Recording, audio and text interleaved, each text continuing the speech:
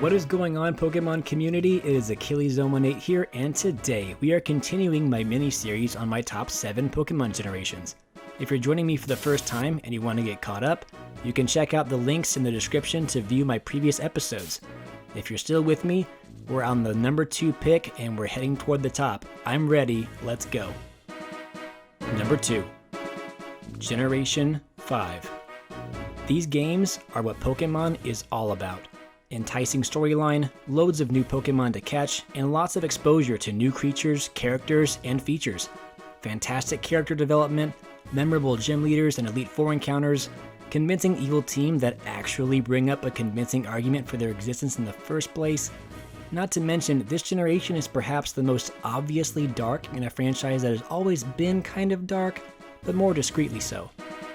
These games made me think like I've never thought before while playing a Pokemon game, and these games stand out so strongly because of that.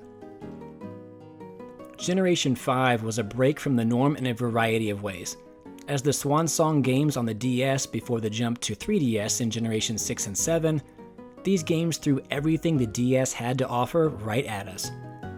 Rather than being broken up into 3 games, Generation 5 broke out and gave us 4 glorious games with albeit unoriginal titles, with Black, White, Black 2, and White 2, as if they ran out of colors to pick from.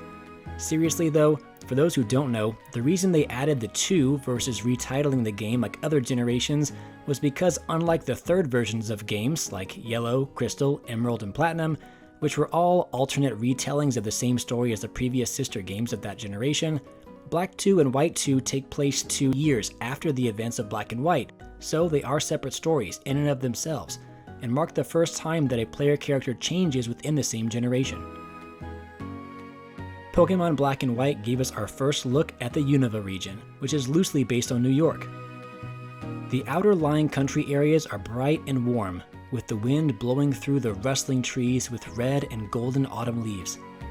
Toward the region's southern port lies Castelia City, a massive metropolis with hustling and bustling people, huge skyscrapers, and an art gallery that also serves as a Pokemon gym. The region may not have been as environmentally diverse as regions like Hoenn, but it was very diverse in that each town and people felt different than the one before it. From the industrial Nimbasa City to the quaint and quiet Nakreen City, rarely have I enjoyed interacting with citizens as much as in these games. The Pokédex in the Univa region was extensive. It added 156 new Pokemon, the largest regional Pokédex of any Pokemon game before or since. Adding all those new and exciting Pokemon wasn't without interesting decisions though. For the first time, the regional deck started with a mythical Pokemon for some reason. The Fire starter ended up being Firefighting, again, making it the 3rd generation in a row to do this, which, by the way, equates to about a decade since we had any other type variety here. Speaking of fire types, for adding so many new Pokemon, fire types were really scarce. If you didn't pick the Fire starter, Tepig, at the start, good luck, because until late game, your only option was Pansear, which would later evolve into Simisear, which, by the way, came in absolute last in a popularity poll amongst Japanese players in 2016. And that's with 562,386 votes cast. Speaking of the starters from this gen, we were graced with Snivy, Tepig, and Oshawott. As Snivy evolved, it grew more elegant and prideful. Tepig became stronger and more confident, and Oshawott grew in stature and ferocity. This group of starters is usually held out of the best ever conversation, mostly due to Emboar's final typing, but aesthetically, I felt there was a nice evolution line, and honestly, I chose Tepig on my journey through Unova. The legendary Pokemon were once again a crowded bunch, with Reshiram, Zekrom, and Kyurem leading the charge, with the Swords of Justice and the Forces of Nature trio not far behind. In terms of mythical Pokemon, while not technically as crowded as Gen 4, it was a packed bunch also, with Victini, Keldeo, Genesect, and Meloetta. Gen 5 would mark the last generation with a legendary class this crowded, at least as of filming this video. But it takes more than Pokemon to make a great Pokemon game, well, great. After all, we're people, and without a strong human element to the game, how will we immerse ourselves within this fictional world?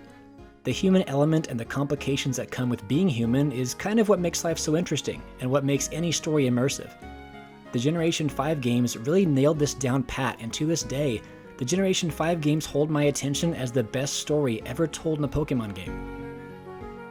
Generation 5 in the Univa region gave us Professor Juniper, our first female professor, and she was as remarkable as any professor who came before her. She had a personality all her own, and she didn't have to be quirky to be enjoyable, you know?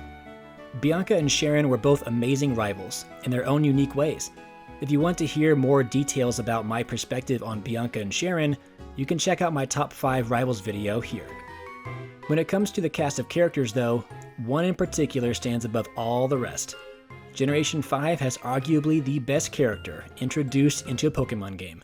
Let's hear it for your best boy, N.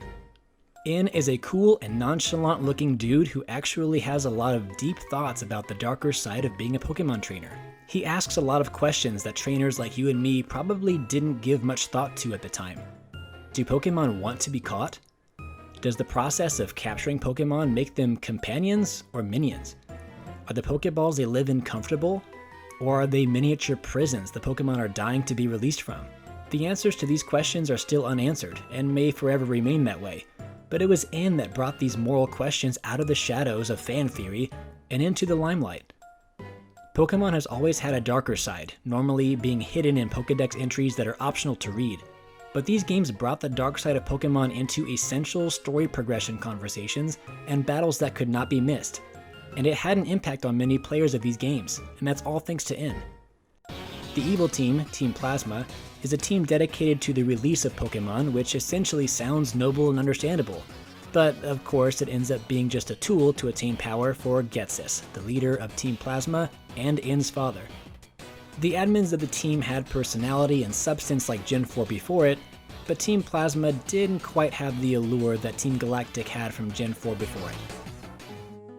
An underrated aspect of this generation that cements its greatness from a storytelling perspective is that Black 2 and White 2 were direct sequels to Black and White. This is the first and only time we have seen sequels occur within the same generation, and only the second time we've had direct sequels at all across all 7 generations, with Generation 2 serving as a sequel to Generation 1. The huge storytelling benefit to the second half of this generation serving as a direct sequel was we got a lot of closure with characters like Sharon and Bianca that each had very different character development paths. While one stuck to her truth, the other stuck to his ideals, and they each made different decisions on where they went once the journey reached its conclusion in Black and White. Black 2 and White 2 not only brought their character arcs full circle, but also gave rise to new gym leaders, a new champion, and even gave the remnants of Team Plasma an emphatic end to their existence, and N was around for an encore as well. These games had incredible story points, intriguing gym leaders with personality, 2 amazing rivals in Sharon and Bianca, not to mention the not bad but not quite as good performance by your Black 2 and White 2 rival Hugh, a delightful Elite Four to challenge, a pretty compelling evil team, great lore surrounding its legendary Pokemon, and did I mention N? These games had just about everything I want in a Pokemon game. Believe it or not, these games are actually considered to be the black sheep among the Pokemon generations. But I was debating placing this generation as high as number 1. After losing a lot of sleep over it, Generation 5 holds a strong number 2 on my list. But that's all for me today. Be sure to come back next week as I unveil my number 1 Pokemon generation.